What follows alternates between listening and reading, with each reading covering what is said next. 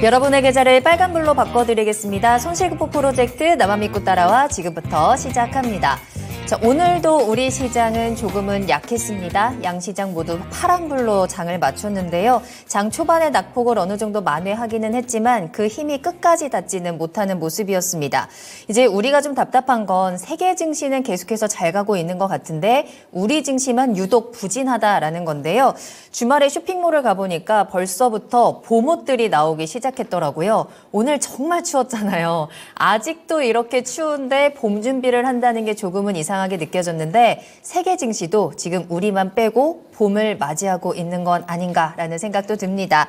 자, 그렇기 때문에 더욱더 춥게만 느껴지는 1월 증시인데요. 우리는 이 시장의 반전의 열쇠를 어디서 찾아야 하는지, 그리고 여러분들 종목에 대한 또 반등의 기미는 어디서 어떻게 찾아가야 하는지, 자, 오늘도 나만 믿고 따라와와 함께 하시길 바라겠습니다. 오늘 함께 해주실 두 분 소개해드립니다. 토마토 투자클럽의 최병훈 전문가님, 그리고 김영일 전문가님 함께 할게요. 안녕하세요. 안녕하십니까. 반갑습니다. 자, 오늘도 두 분과 함께 2시간 동안 종목 이야기 빠르게 달려가 보도록 하겠습니다. 종목 진단 기다리고 있고요. 또 2부 마지막에는 추천 종목까지 여러분 2시간 꼭 집중해 주시면 좋겠고요. 여러분들을 고생시키고 있는 종목들 있으시다면 지금 바로 종목 상담 신청 보내주시길 바라겠습니다. 종목명, 매수가 비중, 토마토증권통 유튜브 채팅창에 남겨주시면 되고요. 전화 상담 가능합니다. 02-325-8200번, 325-8200번 열려 있으니까요. 지금 바로 전화 주시길 바라겠습니다. 자, 오늘도 이건 앵커님을 찾으시면서 이건 앵커님의 건강 회복을 기원해 주시는 분들이 있네요. 네, 이건 앵커님이 좀 부상을 당하시면서 당분간 방송은 함께하지 못하게 됐습니다. 굉장히 옆자리가 허전하고 이제 어제 혼자 해보니까 그 빈자리가 너무나도 크게 느껴져서 저도 이건 앵커님이 그리운데요. 여러분들 이건 앵커님의 빠른 쾌유를 함께 응원해 주시고요. 오늘도 그만큼 여러분들의 의견들 많이 남겨주시면 더 도움이 될 것 같습니다. 자, 그러면 오늘 첫 번째 순서 이슈에 대한 이야기부터 나눠보도록 하겠습니다. 오늘 시장에서는 저희가 어떤 이슈를 관심 있게 좀 지켜봐야 될까요? 이슈 팔로우 오늘의 주제 한번 만나보시죠. 자, 오늘 시장이 계속해서 빠져가고 있죠. 또 시장뿐만 아니라 종목들도 많이 떨어지고 있습니다. 빠져도 너무 빠졌다. 관심 있게 볼 낙폭주는 이 오늘의 주제로 잡아봤는데요.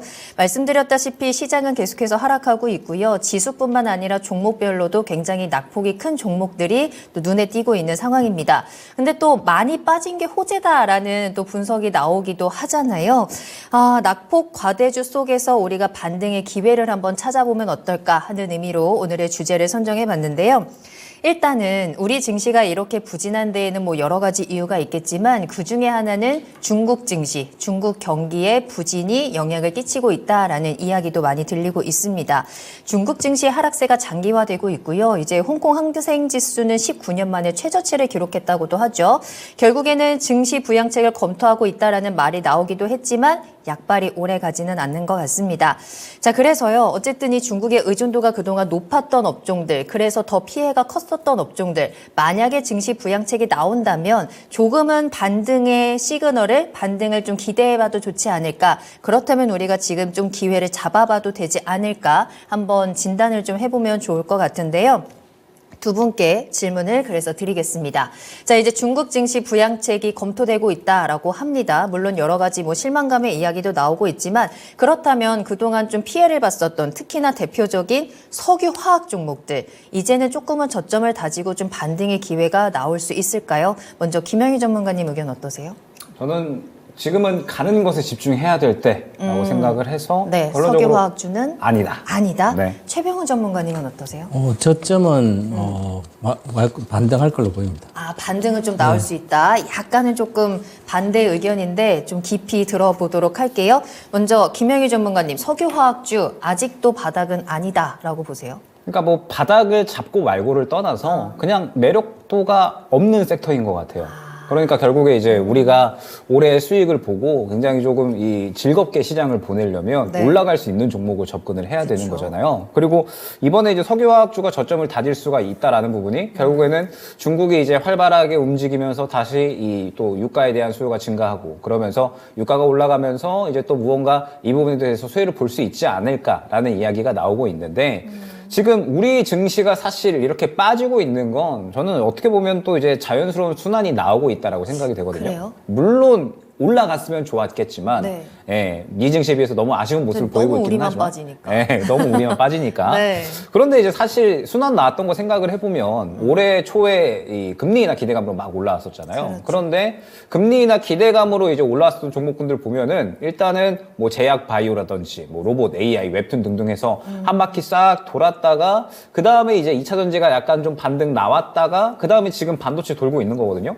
그러면 개별주 주도주 할 것 없이 전체적으로 돌기는 다 돌았습니다. 그런데 도는 와중에 우리나라 시장이 조금 많이 빠지다 보니까 차익 실현 나오는 종목들이 좀 너무 과도했고 그 다음에 아무래도 좀 주목도가 낮은 종목들, 무언가 가는 종목 섹터군들 내에서도 주목도가 좀 낮은 종목들은 크게 주목을 받지를 못했죠. 그러다 보니까 아마 이제 1월 달에 가는 종목을 좀 못 잡으셨던 분들은 굉장히 조금 소외감을 느끼지 않으셨을까 생각이 됩니다. 네. 우리 증시가 이제 빠졌던 부분들이 굉장히 이제 여러 가지 이슈가 있잖아요. 뭐 전쟁에 대한 부분들, 뭐 지정학적 리스크, 뭐 그 다음에 미증시는 좋다라고 하더라도 결론적으로 우리는 또 이제 중국 증시의 영향을 받으니까 중국 증시가 결국에는 이제 계속해서 안 좋고 중국 경제가 안 좋으면 우리나라도 안 좋을 수밖에 없다. 약간 이러한 부분들인 건데 이번 부양책이 나쁘지는 않는 이슈인 것 같아요. 결국에는 중국이 이제 경제를 조금 살리려고 부양책에 대한 이러한 정책을 좀 내놓은 건데 결국 이제 또 반대적인 시각을 보면 지금 중국이 무언가 완전하게 안정적이지 않은 상태에서 결론적으로 구조적인 문제가 조금 해결이 될 수 있게끔 하고 나서 그 다음에 정책을 좀 내보내야 되는데 결국에는 뭘 해도 안 되니까 또 계속 돈을 쓰고 있는 거거든요. 그러면 지금 사실 상황이 안 좋은데도 돈을 무리하게 끌어다 쓴다라는 평가가 있는 거기 때문에 결국에는 이제 이 부분이 나쁘지는 않지만 뭐 엄청나게 좋을 것도 없다라고 생각을 합니다. 그렇기 때문에 저는 지금 현재 무언가 이제 이 석유화학 쪽 이쪽을 보기보다는 결국 계속해서 같은 장세가 유지가 될 것이다라고 생각을 하고 있어요. 1월 달에 생각을 해보면 이슈 있는 종목들 그 다음에 뭐 결론적으로 최근 같은 경우에는 AI, 반도체 이슈 있는 종목들만 계속 가고 있거든요. 네. 그리고 아마 이러한 장세가 지금 대세 같은 경우에는 결국 금리 인하에 대한 기대감이 있기 때문에 이번 FOMC가 결국엔 시장에서 저는 더욱더 중요할 것이다라고 생각을 하고 있습니다. 그렇기 때문에 아마 시장은 계속해서 가는 종목만 가는 장세가 연출이 될 거라서 석유화학 쪽을 생각을 해보면 우리가 기대할 수 있는 게 실적 개선에 대한 부분이거든요. 무언가 이제 지금까지 계속 이제 안 좋았다가 유가가 다시 또 만약에 반등을 하면 무언가 또 이제 좋아질 수 있다라는 기대감인 건데 사실 그보다 올해는 제가 이제 성장성에 대한 키워드를 계속해서 많이 강조를 드리고 있습니다.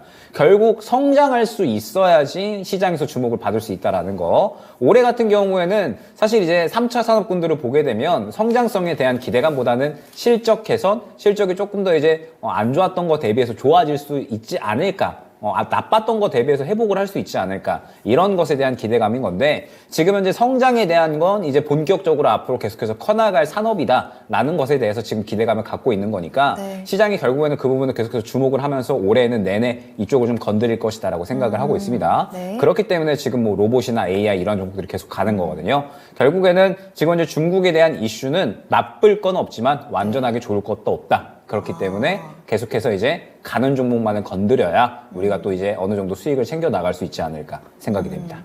알겠습니다. 그런데 이제 오늘 시장에서는 석유화학 종목들이라고 할 수 있는 뭐 LG화학이라든지 롯데케미칼, 금호석유 이런 종목들 상승이 나왔거든요. 특히나 롯데케미칼은 7% 상승하는 모습이 나와서 또 이제 양회가 기다리고 있는 상황이기 때문에 그때까지는 어느 정도 기대감이 조금 더 바닥을 다지고 반등이 나오지 않을까라는 기대감도 가지게 되는데 최병훈 전문가님께서는 이제 바닥은 조금 다졌다라고 말씀해 네. 주셨으니까 관련된 입장일까요? 이제 석유화학주 저점은 중국을 봐야 되거든요. 네. 그래서 중국이 살아야 우리가 산다. 이제 그런데요. 지금은 전체적으로 보면 우리 GDP 죠 이제 전체 우리가 수출 비중이 한 37.9% 정도 돼 작년에 좀 보면. 그러면 거기에서 우리는 수입이 의존도는 31% 정도 되는데 수출이 37%대니까 네. 수입을 해서 수출을 더 많이 하거든요. 그러면 이제 석유화학 같은 경우도 결국은 우리는 석유를 수출하는 국가에 실질적으로는 석유를 수입해서 석유 관련된 이제 석유 제품이나 상품을 팔아서 하니까 더 많거든요. 그래서 그럼 우리가 주로 석유화학은 이제 중국에다가 많이 팔고 아시아라는 그런데 중국이 지금 경기가 침체, 소비 침체가 계속되고 있어서 특히 부동산 침체도 되고 있어서 부동산 침체가 되면 네. 부동산 관련 건축 관련된 건 대다수가 이제 산업재학 쪽에 그러면 그것도 침체가 되는 거고 그럼 소비가 또 침체가 되면 석유화학의 일반 이제 순수 석유화학 쪽에서 침체가 심각하게 또 들어가는 거고 그래서 중국이 이렇게 계속 침체가 소비와 부동산 침체되고 있으니까 중국의 경기가 계속 부진하게 됩니다. 그래서 그러면 결국 이제 우리가 수출 주요국이 중국인데 석유화학이 타격을 크게 받았거든요. 그러면 이제 석유화학뿐만 아니라 우리 산업들은 중국의 의존도가 아주 높은데 얼마 전에 이제 12월인가요? 11월 달에 전체 해외 수출 중에서 중국이 항상 1등이었는데 지금은 이제 중국을 이제 미국 수출로 돌파했거든요. 그래서 미국을 보자 말씀드렸었고요. 그래서 이제는 전체적으로 보면 석유화학도 결국은 중국이 로컬 업체들이 이미 경쟁을 갖고 우리나라 석유화학을 앞설 정도로 경쟁을 갖고 있는 범용 석유화학 쪽은 우리가 중국하고 싸워서 이길 수가 없거든요. 그래서 범용은 계속 적자가 날 정도입니다. 그리고 공급 가행이 계속되고 있으니까 만약에 이 공급 가행이 전체적으로 중국에서 줄어들려면 중국 소비가 늘어서 우리가 또 수출할 수 있는 어떤 환경이 돼야 되는데 지금은 네네. 중국 거 써도 충분하기 때문에 그래서 우리가 앞으로도 마찬가지게 되면 중국이 지금 중국 상해지수를 보면 2008년도 아직 고점을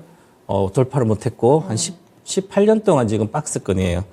그만큼 지금 잃어버린 10년 이상이 되고 있는 것 같습니다. 그래서 우리 제가 이제 잃어버린 20년은 이제 네. 중국은 기본이다 이렇게 작년에 모닝 인사 때 말씀드렸는데 이게 앞으로도 계속 좀 이어지지 않을까 보고 네. 그래서 결국은 이제 중국이 경기 부양책을 써야 되는데 최근에 그렇죠. 중국에서 이제 홍콩 증시에 2조 위안을 한다고 해외에서 보도를 했는데 네. 이번 주 말경에 나올 거라고 보도를 했는데 한번 봐야 되지만 그러면 2조 위안이면 우리나라도 뭐 427조 정도 이렇게 네, 되거든 엄청난 돈이에요. 네, 맞아요. 그러면 중국 지금 홍콩도 날리고 중국도 날리고 근데 홍콩이 이렇게 빠질까 그러면 대만은보다 훨씬 빠졌거든요. 그러면 이제 지정학적 리스크, 대만 리스크 때 홍콩이 빠지는 것보다도 전체 중국이 지금 부양책 기대했는데 부양책도 안 나오지. 그렇지. 이번에 금리도 또 동결시켰지. 네. 그러면 중국의 경기 부양 의지가 없는 거예요. 어떻게 보면. 그래서 구조조정은 자체적 어떤 경쟁을 갖기 위해서 이렇게 구조조정을 자연 시장에서 경쟁에서 살아나도록 이렇게 정책을 쓰고 있는 것 같은데 네. 그리고 총리가 이번에 다보스 포럼에서도 우리는 작년에 5.2% 정도 성장을 시켰기 때문에 올해는 그냥 한 0.5% 낮춰서 4.5나 4.7 해도 괜찮다. 다른 나라보다 훨씬 더 높지 않냐. 그래서 우리는 걱정 안 한다. 이런 식으로 이야기를 했기 때문에 네. 또 기대가 없는 거죠. 그러니까 또 주식이 그냥 외국인들은 던져버리거든요. 항상 중국이 경기 부양책을 써서 그에 대한 이제 전 세계적인 시장이 그걸 보고 또 같이 좋았는데 그렇죠. 지금 그게 안 되거든요. 네. 그래서 그래도 이제 워낙 급하니까 홍콩 정시 부양책이 나오는 거 보니까 이 경기 부양책도 나오지 않을까? 이런 기대가 또 다음 단계로 가거든요. 그래서 지금 오늘 특히 경기 부양 기대감 때문에 우리 이제 롯데케미컬 7%뿐만 아니라 화학주가 좀 많이 올랐는데요. 그러면 3월 정도 양해 때 네. 나올 걸로 보이는데 만약 그때 안 나오면 또 한 단계 빠질 수도 있거든요. 그런데 전반적으로 우리가 좀 생각해야 될 게 석유화학주가 이제 중국에 의존하는 게 아니라 이제 석유화학, 범용화학 쪽은 거의 다 회사를 정리하고 있어요. 우리나라 기업, 그래요? 화학 기업들은 특히 롯데케미칼도 동남아뿐만 이렇게 범용화학 다 이제 폐업을 시키고 있고 스페셜티 화학 쪽만, 케미칼 쪽만 이제 해서 친환경 이쪽으로 대다수 가고 있거든요. 우리나라 대형 화학산 이미 네. LG하고는 앞서가고 있고요. 나머지 순수화학 업체들도 그렇고 이제 하나솔루션도 마찬가지예요. 전체적으로 이 구조조정 워낙 많이 하고 시장이 이렇게 중국의 로컬 업체가 성장한 것에 대한 대비책을 이미 다 했고 가장 늦게 이제 롯데케미칼이 지금 하고 있거든요. 네. 그래서 우리는 충분히 이제 생존할 수 있을 것 같고요. 그래서 LG화학도 중국 수출 비중 한 20% 정도 되거든요. 매출의 비중이. 그리고 네. 롯데키면 한 16% 되고 그러면 이 정도 가지고는 중국의 침체가 더 침체하더라도 주가는 더 빠지는 것보다는 오히려 미국이나 다른 데로 좀 성장을 하는데 눈을 돌렸기 때문에 다시 석유화학주들은 반등을 하지 않을까. 그렇게 특히 하반기 때는 반등폭이 좀 클 걸로 보입니다. 그래서 지금은 낙폭화되고 저점이도 해서 파는 것보다는 가지고 있어야 되고요. 그래서 전체적으로 중국도 올해 조금 나아지지 않을까 석유화. 그러면 네. 지금이 바닥이다. 그래서 가격 메리트 워낙 좋으니까 네. 지금 AI 반도체가 워낙 많이 올랐잖아요. 맞아요. 가서 만약 제주 반도체를 지금 5배나 올랐는데 저점 대비 10배 네, 갔어요. 쉽지 않죠. 네. 이제 한 10%뭐 10배거든요. 네. 10배건데 지금 샀다가 물리면 또 2차 전지 양극적 올라가지 않을까 이렇게 살 수도 없고. 그래서 오늘 이제 올라간 이유들이 좀 그런 기대감 올라가지 않았나. 그래서 좀 더 뭐 기대, 봄까지는 3월까지는 네. 석유화학 쪽 괜찮을 걸로 보입니다. 물론 종목 선택은 중요하게 좀 잘 해봐야 되겠지만 어느 정도의 기대감을 말씀해 주셨는데요. 특히나 또 전문가님께서 부양책에 대한 좀 포인트를 강조해 주셨는데 이제 오늘 저녁에 발표가 된 내용이죠. 중국이 은행의 지준율을 0.5%포인트 인하하기로 했다. 그러면서 1조 위안의 유동성을 공급한다라는 소식이 나왔는데 채팅창에서도 또 지준율 인하는 호재인가요? 라는 질문이 올라왔어요. 좀 호재로 작용해서 좀 더 끌고 갈 수 있을까요? 인하도 호재로 작용을 안 했어요, 지금까지는. 왜냐하면 중국은 지금까지는. 지준은 늘 계속 자주 했거든요. 그래서 그 정도 해서는 큰 호재가 아니고 네.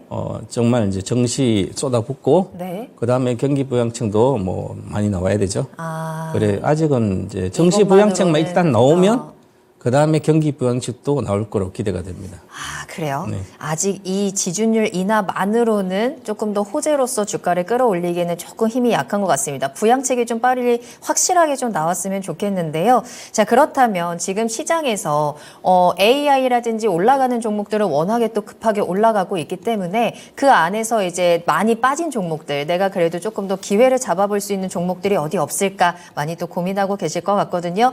김영희 전문가님, 그럼 지금 시장에서 그래도 내가 좀 잡아볼 수 있는 종목들 어디서 찾아야 될까요? 그러니까 제가 오전에도 종목 추천을 드리고 있잖아요. 그래서 지금 종목을 너무 많이 푸는 것 같기는 한데 일단은 말씀을 좀 다 주세요. 지금 우리 다 드려보겠습니다. 같이 힘드니까. 좋습니다.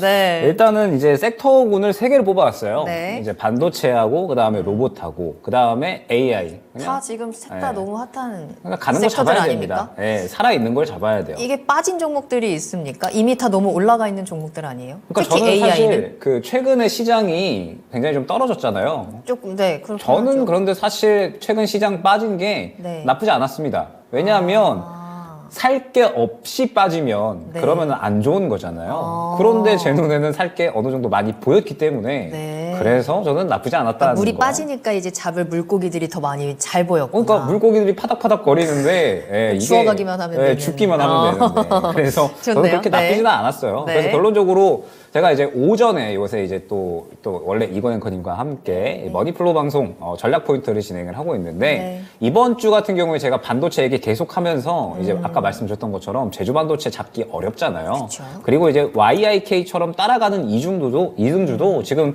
차트 잠깐 보여주시면 네. 따라가기가 어렵습니다. 지금 거의 이제 신고가에 위치를 해 있는 상황이거든요. 그렇죠. 그렇기 때문에 잡기가 어렵습니다. 그래서 반도체 같은 경우에 잡고 싶으신 분들은 덜 올라간 종목, 이제 좀 출발할 수 있는 종목으로 갈아타셔라. 이 종목으로 좀 잡으셔라. 라고 말씀을 드렸었어요. 그래서 이제 예로 들어드린 게 엑시콘이었습니다. 엑시콘을 이제 예로 들어드리면서 보게 되면 신고가에 있지 않고 무언가 물량을 다시 한번 삼켜내면서 가는 그림이잖아요. 그렇기 때문에 엑시콘 같은 이러한 종목들은 아무래도 눌리면서 더욱더 힘을 더 몰아주면서 후발주자로 움직일 가능성이 있기 때문에 반도체는 덜 올라간 종목을 매수를 하셔야 된다라고 말씀을 드렸습니다. 그러면서 이제 오늘 종가로 21,100원으로 끝났고 오늘 시간으로 5% 정도 이제 더 올라서 끝났더라고요. 엑시콘은 오늘 제가 월요일부터 계속 강조를 많이 드렸던 종목이었습니다. 그 다음에 반도체 오늘 아침에 하나 더 말씀을 드렸었어요. 안 간 종목 중에 기가비스라고 기판 관련된 종목이 있습니다.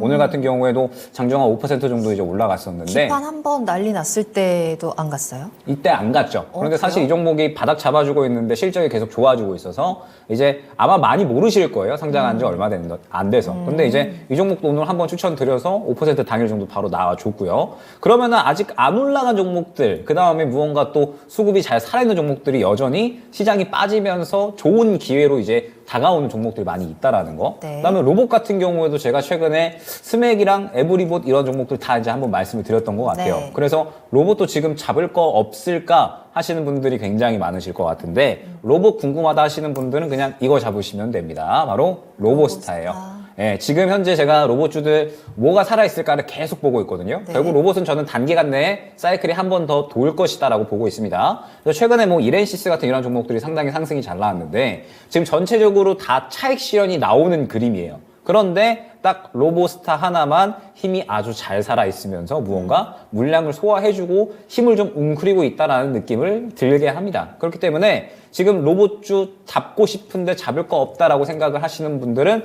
로보스타 잡으시면 됩니다. 제가 스맥이나 뭐 그 다음에 뭐 에브리봇 이런 거 많이 강조 드렸을 때 결론적으로는 이제 그 말 들으셨던 분들은 굉장히 또 좋은 수익 챙기셨을 것이다 네. 생각이 되거든요. 로보스타 보시면 될 것 같고 그 다음에 AI가 최근에 워낙에 많이 올라갔잖아요. 잡을 게 있을까요? 이따가 추천주 시간에 AI 있어요? 관련된 종목으로 말씀드리겠습니다. 아, 조금 더 숨겨두시는군요. 저희 이따 히든카드 시간에 공개를 해주신다고 해요. 채팅창에서도 반도체랑 AI는 너무 올라서 무서워요라고 하시는데 분명히 그 안에서 기회가 있는 종목들 콕콕 집어주셨으니까 잡아보시면 좋을 것 같고요. 자, 그럼 최병훈 전문가님께서는 지금 시장에서 어떤 섹터들 관심 있게 보시는지 궁금한데 특히나 또 석유화학 좀 관심 가져봐도 된다라고 하셨으니까 그 안에서도 잡을 종목이 좀 있어요. 석유화학 뭐 일단 기다려야 되는 종목이요. 조금 더 사면 기다리고. 바닥권인데 뭐 싼 걸 이제 사서 뭐 바닥에 사서 기다리는 분들은 네. 뭐 사도 괜찮은 영역이고요. 네. 그리고 특히 올해 저는 이제 작년 12월에 올해 전망할 때 한 3월은 1월 하수부터 조정장을 예상했기 때문에 상저하고 그래서 하반기를 보시고 잡아야 되고요. 네. 그다음에 진짜 전체적으로 보면 코스피도 22년도, 23년도 오른 게 크진 않고요. 22년도가 급락했는데 그 코스피 대형주들은 22년도 급락한 거에 지금 뭐 한 15% 정도 올라와 있는 상태입니다. 그러니까 대형주들이 많이 빠져 있는 상태에서 가지를 않았습니다. 그다음에 삼성전자는 그래도 작년 40% 올랐는데 저점 대비 네. 그래도 아직까지 지금 다시 내려가고 있어서 많이 아직 회복을 못했으니까 96,800원 제고가였으니까 아직도 삼성전자는 싼 영역입니다. 낙폭가대에서 싼 영역이기 때문에 이번에 다시 72,000원 정도 이하에서는 매수 영역으로 다시 진입하는 것 같고 이렇게 등락을 하면서 한 두 달 정도 있다가 한 2분기 때부터 시세가 크게 나오지 않을까 그렇게 보이고요. 네. 왜냐하면 전체적으로 HBM 생산 이런 게 원래 1분기나 이렇게 예상을 하고 있지만 전체 양산이 제대로 좀 늦어질 거로 보입니다. 그래서 하반기에 본격화될 거로 보여서 그래서 하반기 좀 여름에 시세가 나는 거다. 이제 삼성전자도 보면 계절성으로 보면 주로 항상 추세가 시작할 때는 한 5월 내외거든요.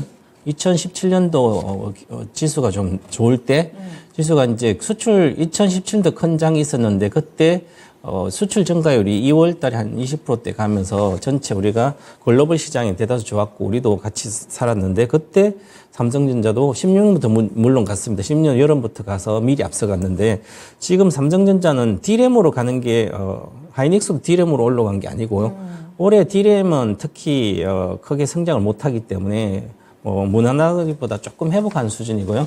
그래서 결국은 HBM이라는 이런 쪽에 많이 팔아야 되기 때문에 아직 올해는 크게 많이 팔지는 못하니까 그래도 내년에 많이 되면 올해부터 시세는 날 걸로 보입니다. 그래서 네. 삼성전자도 좀 유망하게 좀 낙폭가대로 좋은 것 같고요. 네. 지금 사서는 손절 안 하고 기다리면 다 수익이 나니까 그렇고 그다음에 제약바이오도 괜찮은데 요즘 최근 12월부터 올랐다가 지금 최근에 빠졌습니다. 좀 같이 쉬고 여러 있죠. 가지 뭐 이슈도 있고 해서 모멘텀이 그렇게 제약바 커지는 않으니까 21년도, 20년도 고점에 대한 모멘텀 그 정도는 나올 수는 없거든요. 제약바이오는. 그래서 제가 이제 과거에 21년도 엄청 높은 거 사지 말아 물리면 바로 손절해라고 왜냐하면 코로나19 이게 코로나27 뭐 이렇게 온다면 이 온다면 모르지만 그 사상 고점을 돌파할 수 있는 내역이 없잖아요. 이게 그쵸. 제약바이오는 신약을 개발한다고 뭐 하더라도 실질적으로는 가봐야 하니까 그 회사 대표도 몰라요. 성공할지는 해봐야 알거든요. 그래서 모멘텀 크잖아요. 그런데 그래도 그나마 실적을 탄탄히 지금 앞으로도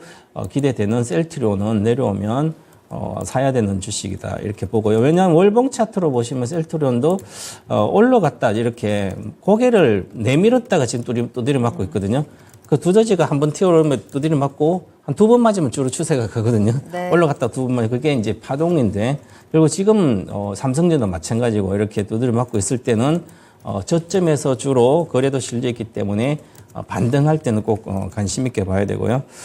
그 다음에 2차 전지 쪽은 지금은 대다수 2차 전지는 성장은 뭐 하지만 장기로 보면 그렇습니다. 그리고 양극재 같으면 작년 7월 말이 고점이기 때문에 아직 1년도 안 됐거든요. 뭐 1년 정도 최소한 시세는 조정을 가격 조정을 받습니다. 그리고 행보하든지 그래서 2차 전지 쪽 양극재는 모멘텀이 아직 1분기 실적이 끝나야만 최악의 저점이 악재가 다 소멸되지 않을까 이렇게 보이고요. 그다음에 지금은 이제 전체적으로 보면 그 중에서 2차 전지도 돌아가는 게 있습니다. 엔캠 돌아가죠. 전해질 쪽에.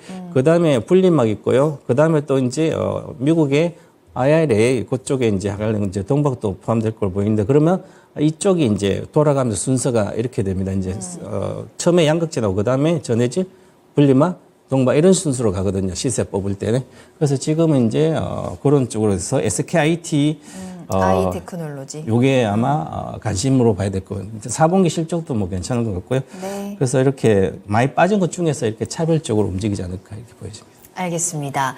자, 오늘 이슈 팔로우에서는 이제 지금부터 관심 있게 짚어볼 낙폭주들에 대해서 좀 짚어봤어요. 종목들 6가지 전해드렸으니까 시장 대응하시는 데 도움이 되셨으면 좋겠습니다. 석유화학과 관련해서는 바닥과는 상관없이 시장에서 아직 관심이 없기 때문에 시장의 추세 살아있는 종목으로 집중해보자. 바닥은 나왔지만 아직은 시간이 조금 더 필요하다라는 관점으로 대응을 해보셔도 좋겠습니다. 참고하시기 바랍니다.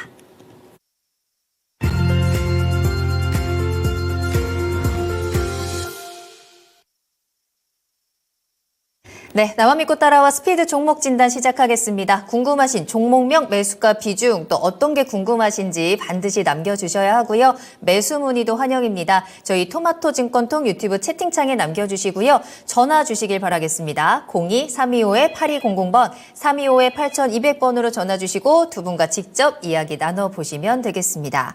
자, 그러면 첫 번째 종목 바로 출발합니다. 센즈랩부터 시작을 해보도록 할게요. 유튜브에서 봄님이 남겨주신 종목이고요. 매수가는 22,000원에 비중 10% 가지고 있습니다. 매수가가 많이 높으신데 작년에 상장 직후에 매수를 하셔서 그때부터 쭉 보유하고 계신 종목이라고 하네요. 차트를 보니까 상장 이후부터 계속해서 하락하는 모습입니다. 특히나 최근에는 계속 바닥권에서 좀 횡보를 하는 모습이었는데요. 어제 오늘 급등합니다. 어제 이제 AI 관련해서 보완주로 또 이제 수혜를 받으면서 상한가 올라갔고요. 오늘까지도 그 상승 흐름은 이어지는 모습이었죠. 7% 올라오면서 드디어 이제 12,280원까지 올라와 있는 상황인데 시청자님 정말 오래 기다리셨고 아직까지도 갈 길이 좀 멀기는 한데요. 조금 더 기다린다면 수익의 기회가 있는 건지 아니면 지금 이 상승 때 조금이라도 손실을 줄이면서 빠져나와야 되는 건지 어떤 선택을 해야 될까요? 그러니까 지금 이제 시장의 흐름을 조금 잘 파악을 하셔야 될 것 같아요. AI 같은 경우에 올해 좀 꾸준히 다루어질 수 있는 섹터라고 저는 생각을 하거든요. 앞서 말씀드렸듯이 올해는 가는 섹터만 계속 갈 거다. 성장이라는 키워드를 가지고 있어야 된다라고 말씀을 드렸잖아요. 그런데 일단 올해 새해 시작하고 나서 AI라는 키워드가 지금 현재 이 성장이라는 키워드에 가장 잘 부합하는 것 같아요. 그러면서 센즈랩 같은 경우에도 AI 관련해서 AI를 기반으로 해서 이제 보안 관련된 인터넷 보안 관련된 사업을 진행을 하기 때문에 관련해서 이제 모멘텀을 받고 수혜를 받고 움직이고 있다라고 생각을 해주시면 될 것 같습니다. 그러면서 지금 현재 AI 관련된 종목들이 돌아가면서 상승이 나오고 있어서 아마 올해 시장에서도 꾸준하게 순환을 받을 수 있을 것이다 생각이 됩니다. 센즈랩 같은 경우에는 이번에 이제 또 GPT 스토어 우리나라에 또 출시를 한다라고 이야기가 나왔는데 입점 예정이다. 된다라고 또 이야기가 나오면서 결론적으로는 이번에 이런 돌풍에 어느 정도는 함께 흐름을 좀 함께 하고 있다고 생각을 해주시면 될 것 같은데, 사실 항상 종목을 말씀드릴 때 혹시나 이제 여러분들이 물려 계시거나 할 때 종목을 무작정 기다리는 것보다는 저는 반드시 조금 대응을 해야 된다라고 말씀을 드리고 있습니다. 그리고 사실 오늘 같은 경우는 약간의 대응점의 기준이 될 수 있는 날이었어요. 왜 그렇냐라고 하면 차트를 통해서 안내를 드려보도록 하겠습니다. 자, 지금 보게 되면 오늘의 움직임을 봤을 때 이틀 연속 굉장히 좋은 상승이 나오다가 윗꼬리를 맞고 떨어졌습니다. 그런데 사실 저점 대비해서 센즈랩이 적은 상승이 나온 게 아니에요. 8,000원대에서 놀던 종목이 13,000원까지 올라갔으니까 결론적으로는 굉장히 크게 급등이 나온 거거든요. 약 40% 정도까지. 그런데 오늘의 흐름을 보게 되면 결론적으로 윗꼬리에 맞고 부딪혔습니다. 그러면 윗꼬리를 왜 맞았을까? 왜 이제 이 구간에서 차익 실현이 나왔을까를 생각을 해야 되겠죠.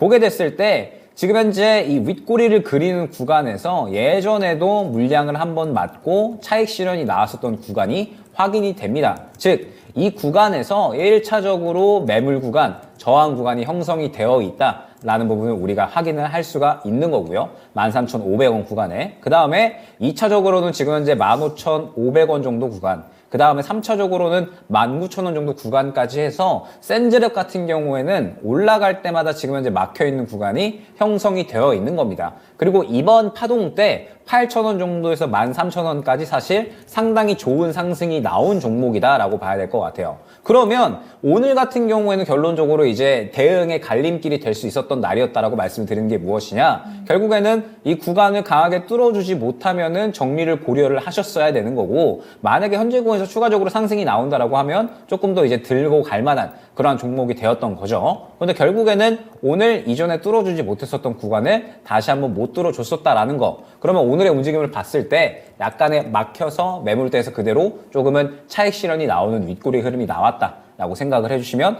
되는 겁니다. 그러면 지금 현재 구간에서 결국엔 중요한 게 무엇이냐? 현재 구간에서 이대로 추가적으로 물량이 나오지 않고 뚫어주는 움직임이 중요한 거예요. 그래야지 2차 목표가인 한 15,500원 정도까지 상승이 나올 수가 있는 거니까. 근데 만약에 내일 정도 혹은 다음 주 정도까지 해서 추가적으로 차익 실현이 나온다라고 했을 때에는 다시 한번 9,000원대에서 10,000원대까지 조정이 나올 가능성이 생겨버린 겁니다. 그렇기 때문에 일단 지금 현재 시청자님께서 무언가 대응을 하기에는 단가 자체가 애매한 위치에 있어요. 매물대에 부딪히는 단가이기 때문에 추가 매수를 하기에도 정리를 하기에도 무언가 애매한 단가다라고 생각을 하거든요. 그리고 시청자님께서도 아마 수익을 보시려면 결국에는 추가 매수를 또 진행을 하셔야 되기 때문에 추가 매수를 염두에 두신다면 일단 저는 눌리는 거를 기다리셔야 될 것 같습니다. 오늘 결론적으로 윗꼬리가 살짝 그려지기는 했지만 아직까지 물량이 저는 다 죽지는 않았다라고 생각이 되거든요. 그러면은 한번 눌렸다가 재상승이 나오는 그림이 나오면서 1차 13,500원 구간에 다시 한번 뚫어주려고 노력을 해줄 수가 있습니다. 그렇기 때문에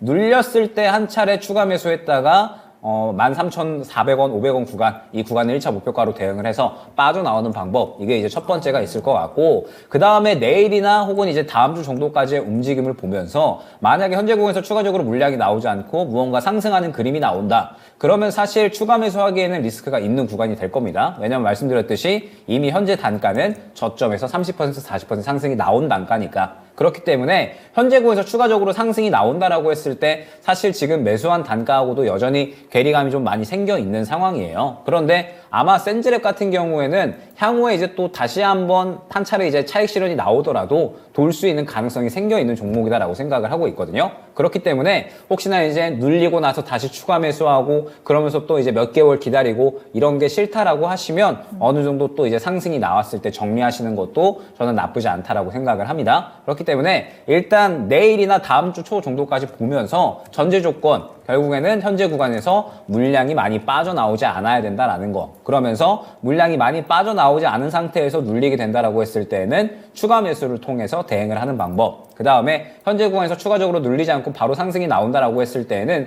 1차 13,500원, 2차 15,500원 정도 보고 그 정도까지 상승이 나왔으면 사실 그 구간도 굉장히 좋은 상승이 나온 거니까 그 정도 구간에서는 약간의 또 비중 축소를 통해서 다른 종목으로 해칭을 해놨다가 AI는 올해 아마 저는 계속 순환이 돌 수 있는 그런 섹터인 것 같거든요. 그렇기 때문에 향후엔 뭐 다시 한번 재매수도 노려볼 수 있는 그런 종목이니까 뭐 비중 축소도 나쁘지 않다라는 점 안내를 드리도록 하겠습니다. 네, 센지랩은 일단은 약간의 추세를 좀 더 이용해서 손실을 줄여내는 전략이 유효할 것 같고요. 만약에 지금 구간에서 눌린다면 추가 매수 대응이 가능하다라는 점, 그 기회들을 잘 포착해 보시는 게 도움이 될 것 같네요. 응원하도록 하겠습니다.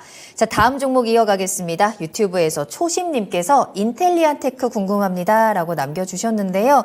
오늘 장에서 12.75% 급락을 하면서 69,900원까지 내려왔습니다. 시청자님께서도 오늘 급락한 이유가 조금 궁금합니다라고 남겨주셨거든요. 매수가는 76,600원이고요. 비중 10% 가지고 계시는데 특별한 악재가 있다기보다는 어떤 증권사의 보고서에 의한 또 우주항공청에 대한 이슈가 좀 소멸되었다라는 의견들도 나오는 것 같아요. 일단 오늘 너무 많이 빠져서요. 이거를 어떻게 우리가 받아들여야 되는 거죠? 네, 그동안 이제 기관들도 좀 사고 꾸준히 사가지고 수급적으로 오늘 전체적으로 기관들이 주로 사서 올라간 주식은 기관들이 팔게 되면 받아야 되는데 받을 데가 없거든요. 그러면 외국인이 받든지 아니면 개인이 받아야 되는데 이게 당시 몇천 원짜리가 그렇게 7, 8만 원짜리였기 때문에 개인이 들어갈 수 있는 영역이 좀 일단 몇만 원짜리가 비싸다 생각하거든요. 그래서 네. 이걸 기관이 공격적으로 오늘 수급적으로 보면 한 17만 6천 주를 때렸는데 모든 기관 다 때렸습니다.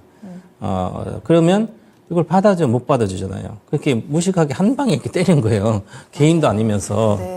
그래서 오늘 이제 실적도 미리 좀 예상이 전거사 나왔고 예상 컨센서스 하이한다 그러고 그다음에 유럽 SES의 이제 군용 안테나 이제 테스트 거쳤으니까 한 2분기 정도는 들어갈 걸로 보이고요. 그래서 이제 나올 게 나왔으니까 호재도 그 전부터 이제 조금씩 물량이 나오다가 이제 오늘 공격적으로 같이 나온 겁니다. 그래서 이미 요것은 기본적으로 7만 원대 이제 사신 단가들이 보면 7만 2천 원, 3천 원 전 손절 가격인데 그것을 분개를 했는데 그 정도에 사서 그렇습니다. 이런 거 살 때는 비중 뭐 10%밖에 안 되면 이거는 앞으로 우주 저궤도, 중궤도 뭐 이런 쪽에 계속 저궤도가 상용화가 뭐 한 2분기 정도 될 걸 보이면 그러면 그쪽에도 앞으로 좀 이제 안테나 나갈 걸로 보이고요. 위성 안테나죠. 이 회사는 위성 안테나로 가장 잘하는 우리나라 1등 기업입니다. 그래서 만약에 지금 현재 주가보다 최근의 저가를 분개를 하면 최근에 22년도 저가 5만 천 원대요. 5만 원 분개하고 나서 한 3만 원대까지 내려간다면 네.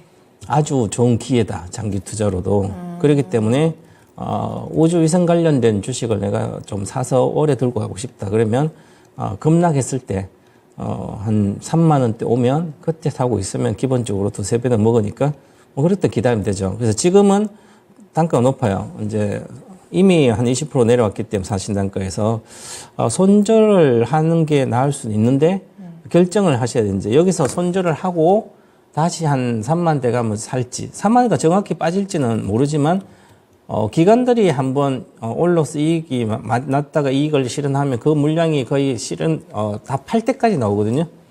그러면 반등을 하지 못한다는 얘기죠, 쉽게. 그래서 저는 이 주식은 기본적으로 저점 5만 원을 깨가지고 네. 평균적으로 3만 6천 원 정도는 갈 걸로 보입니다. 그러면 당연히 이제 올해 1분기에 모멘텀이 없어요. 1분기 실적이 안 나오는 시기가 비수기거든요. 그러면 5월 달에 1분기 실적 나오는데 그때도 안 좋게 나오는 거죠. 그러니까 그러면 5월 달 안 좋게 나올 때 그때 빠졌을 때 사는 게 길게 보면 가장 좋은 시점입니다. 그래서 저는 62평선은 보시면 월봉상으로 당연히 기간이 강력히 매도했으니까 깨질 걸로 보이고요. 네. 그래서 저는 이제 장기로는 3만 대 추가 매수하시고 지금은 손절입니다. 네. 알겠습니다. 인텔리안테크는 아래쪽으로 방향이 더 열려 있다라는 점을 좀 염두에 두시고 대응을 해보셔야 될 것 같아요.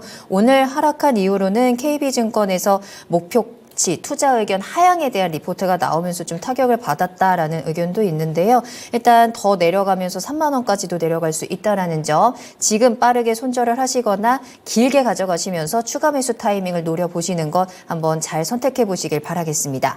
자, 그러면 다음 종목 바로 만나볼게요. 이번에는 주린이님께서 가온그룹 가지고 계시는데요. 이 종목 오늘 장 막판에 갑자기 뛰어 올랐던 종목이죠. 매수하신 가격은 7,400원에 비중 10% 가지고 계시네요. 오늘 장 마감 전에 갑자기 뛰어오르면서 20% 급등을 하면서 6,010원에 거래 마쳤습니다. 시청자님 매수하신 가격은 최근에 이제 급등했을 때 고점에서 매수를 하셨는데 이 상승의 추세, 어쨌든 가온그룹도 좀 AI 쪽으로 좀 엮여가는 것 같아서 그럼 조금 더 올라가면서 매수가까지 기다려도 괜찮을까요? 일단은 이번을 저는 반드시 기회로 활용을 하셨으면 좋겠어요.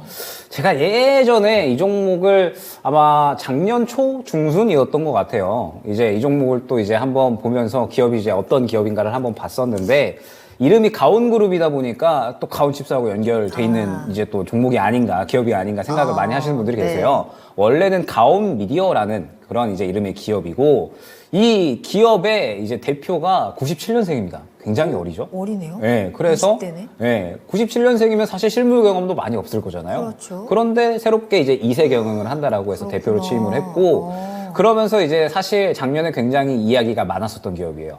돈이 많이 없고 빚도 많고 이제 또 올해 또 다가올 차입금 반환해야 될 것도 많고 이것 때문에 이자도 많이 빠져나가고 이러한 상황에서 지금 가온그룹의 실적 자체도 계속 하락을 하고 있는 상황이거든요. 그런데 이제 뭐 대표님들은 돈을 많이 가져가는 이러한 상황이더라. 약간 이러한 이제 구설수가 상당히 많았던 기업이었습니다. 그러다가 이제 이름을 가온미디어에서 가온그룹으로 바꾸고 AI 사업으로 진출을 하는 것 같아요.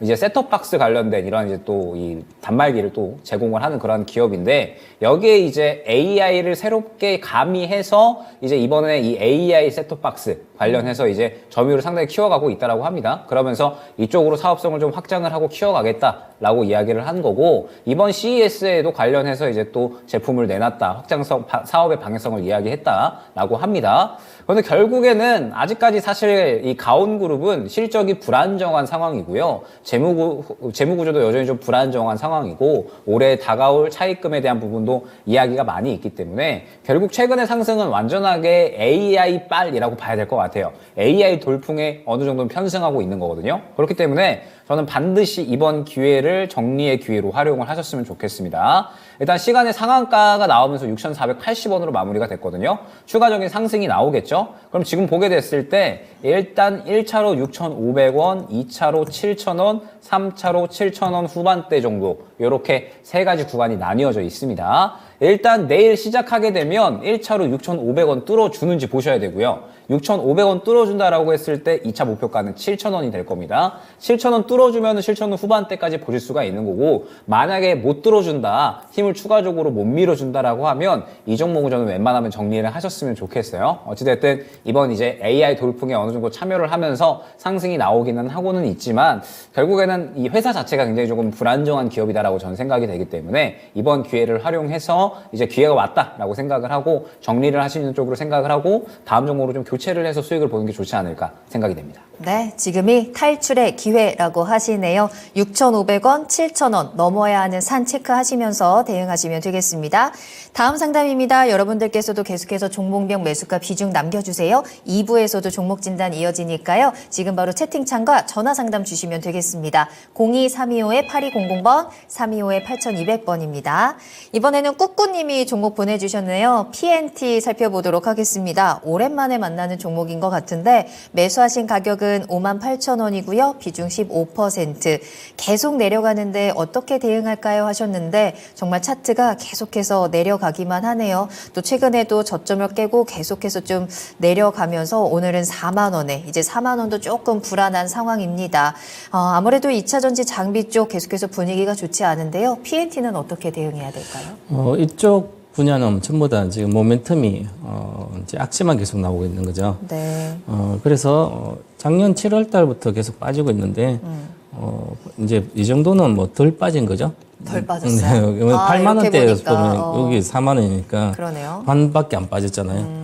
근데 뭐 양극재들은 뭐 60%대, 70% 기본 빠졌으니까 그래서 이 종목은 이제 그나마 안정적 이 정도면 이제 바닥권 정도에 4만 원 정도 지금 최근에 좀 깨지고 있어서 네. 아마 추가 하락이 아마 열려 있을 걸로 보이고요.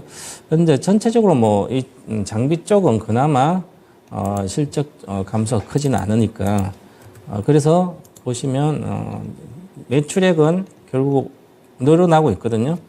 매출액도 늘고 있고 계속 그다음에 이익도 늘고 있고 그래서 그런데 전체 이 전방 산업이 투자를 취소한다든지 축소한다든지 전기산업 둔화된 장비도 천천히 들어가겠죠. 그래도 성장을 하는 거죠, 계속. 그래서 덜 빠진 겁니다. 그리고 지금 현재 보면 시가총액이 1조 정도 9천억인데 1조 정도 되는데 이 장비 업체들은 기본적으로 한 10배 정도를 영업이익 보면 되는데 작년에 기준으로 보면 800억 정도 영업이익이니까 지금 1조 이상, 한 2조 가까이 갔으니까 24년도 영업이익을 다 반영해서 지금 내려오는 거죠. 그럼 작년에 이미 23년도에 24년도 이익에 주가에 이미 선반영이 됐다는 거죠. 되고 난 상태고 그럼 내년에 이익이 이제 발생이 돼야 되는데요. 그래서 3분기를 보니까 생각보다 P&T도 그 업황에 영향을 받는 거죠. 왜냐하면 지난 3분기에 영업이 25% 줄고 매출도 줄었다는 거죠.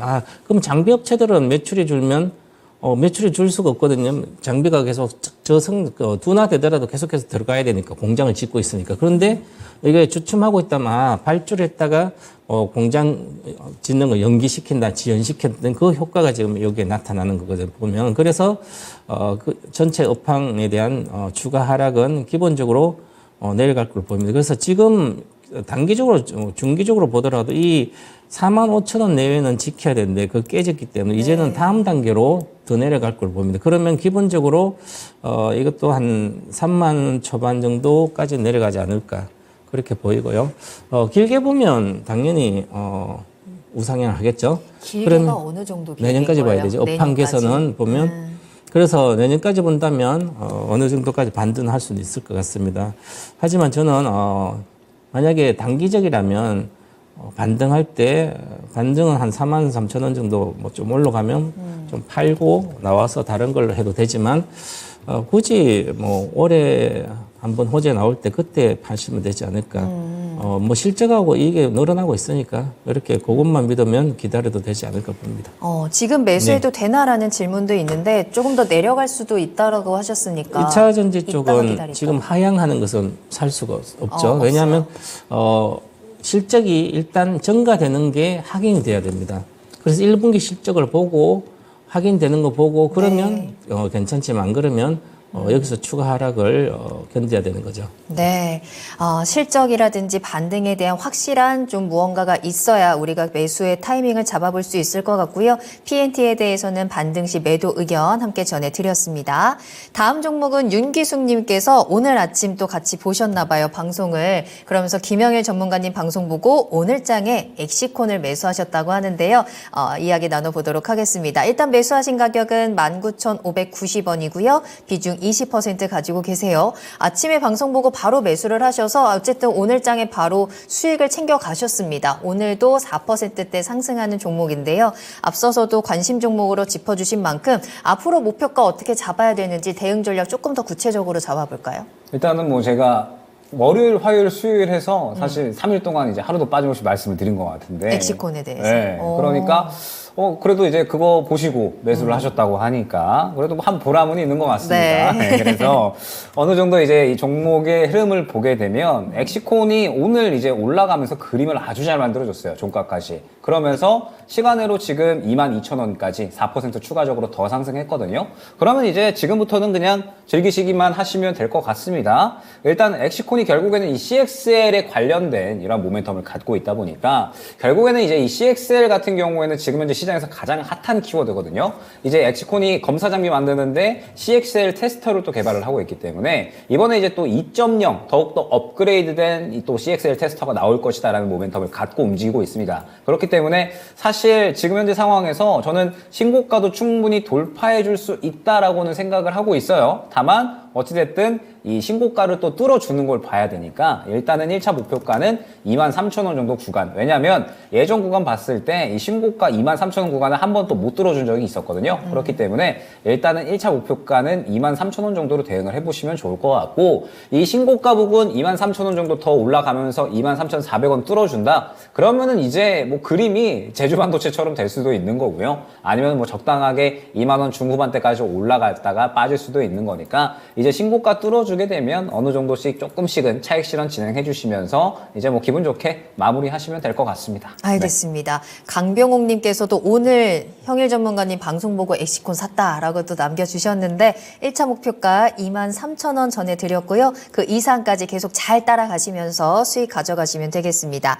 다음 종목 한 가지 더 볼게요. 다음은 이수 스페셜티 케미컬입니다. 짱구님 잘 오셨고요. 매수가는 17만 원, 비중 10% 가지고 계시네요. 이 종목도 오늘 잘 갔습니다. 16만 6천 원까지 올라왔는데 좀 횡보하면서 박스인 거 갇혀 있거든요. 어떻게 대응할까요? 이제 이걸 가치를 평가해 보면 아직 절대적 고평가거든요. 그러면 이제 전고체 이제 소재 이제 넣는다 그래서 전고체 관련된 건데 실제로 전고체 관련된 게 파일럿 하는 삼성 SDI나 뭐 이쪽은 조금씩 시접 만들고 해야 되니까, 그리고 올해 하반기 정도에 또 롯데에너지머틀즈가 이제 고체 전해질에 이제 파일럿을 만들 걸 보입니다. 그럼 내년 정도에 또 뭐 여러 가지 뭐 만들어내니까 이 회사에 들어가니까 그래도 크게 우리가 기대한 만큼의 매출하고 이익이 나오지 않기 때문에 작년에 이제 여기 상장하고 나서 보면 9월 달까지 847억을 매출 내고 이익이 40억입니다. 그러면 한 5% 정도 영업이율이 정도 나오는데요. 그러면 스페셜티 케미칼이라고 특히 많이 나온 건 아니거든요. 아직 이제 규모가 훨씬 더 커져야 됩니다. 그래서 한 1,000억, 1,100억, 올해 한 1,500억 정도, 뭐 2,000억 정도 나온다 하더라도 올해 이익이 한 100억대에서 200억, 뭐 최대 200억 잡더라도 시가총액 기준으로 보면 지금 높은 거죠. 50배입니다. 지난번에 2조까지, 2조 때 2조 3천억 갔으니까 2조 3천억 가면 한 영업이익을 1,000억 정도 내면 24배인데요. 이게 1,000억이 내려면 1조 정도 매출해야 되는데 지금 1,000억인데 1조를 하면 10배가 성장해야 되는데, 그럼 전고체가 배터리 전고체가 대다수가 들어가면 모를까. 그러니까 이것은 거의 말 그대로 테마처럼 올라갔던 거죠. 유통물량 많지 않아서 테마처럼 올라갔다 내려온 거기 때문에 이거 고평가입니다, 절대적으로. 그래서 그러면 이 사상 고점 45만이나 이 위로 가기는 어렵다는 거죠. 앞으로 27년도 실제로 고체 전해질 전고체가 양산이 삼성 S에 들어갈 걸 보여서 아직 멀었습니다. 그러면 그 전에 뭐 조금씩 나온다 하더라도, 물론 이제 이수 스페셜 전고체 관련된 매출이고 지금은 분자 조절제, 이게 LG화에 거의 독점점 뭐 들어가고 있고 우리나라의 거의 유일한 회사이기 때문에, 그래서 요즘은 이제 특히 스페셜티 케미칼은 계속 마진이 괜찮거든요. 그래서 이쪽으로 회사들은 회사는 앞으로 계속 성장하니까 그렇더라도 저는 반등시 매도를 해야 된다 보고요. 지난번에 저는 이제 20만 원 정도 보고 이제 매도를 시켰었는데 지금은 17만 8천 원 정도입니다. 그래서 17만 8천 정도 가서 매도를 하고요. 손절가는 15만 5천 원 드리겠습니다. 그래서 팔고 나오셔서 확실히 빠졌을 때 뭐 10만 원 초반 오면 그때 사더라도 지금은 고평가다 이렇게 말씀드리겠습니다. 이슈 스페셜티 케미칼 액면 분할 소식이 있다라고 하는데 이 부분은 어떻게 해석할까요? 짧게만? 네. 500만 주에서 5천만, 550, 5,500만 되는데 가치는 변하지 않습니다. 네. 알겠습니다. 이수 스페셜티 케미칼 반등 시 매도 의견이고요. 목표가 17만 8천 원, 손절가 15만 5천 원입니다. 자, 이렇게 해서 1부에서 하는 종목 진단은 여기서 마무리하겠습니다. 2부에서 계속해서 이어가고요. 2부 첫 번째 종목 진단 사전 접수 종목, 오늘은 카카오 카카오 게임즈 한번 살펴보도록 하겠습니다. 게임즈도 지금 굉장히 많이 내려와 있는 종목인데 최근에 여러 가지 호재가 나옴에도 불구하고 큰 움직임이 없고요. 올해에는 실적 반등에 대한 전망이 나옴에도 불구하고 아직까지는 바닥권에서 좀 탈출을 하지 못하고 있는데 올해는 좀 달라질 수 있을지 카카오 게임즈와 함께 이야기 나눠보도록 하겠습니다. 자, 그럼 저희는 잠시 후에 돌아오겠습니다. 계속해서 나만 믿고 따라와.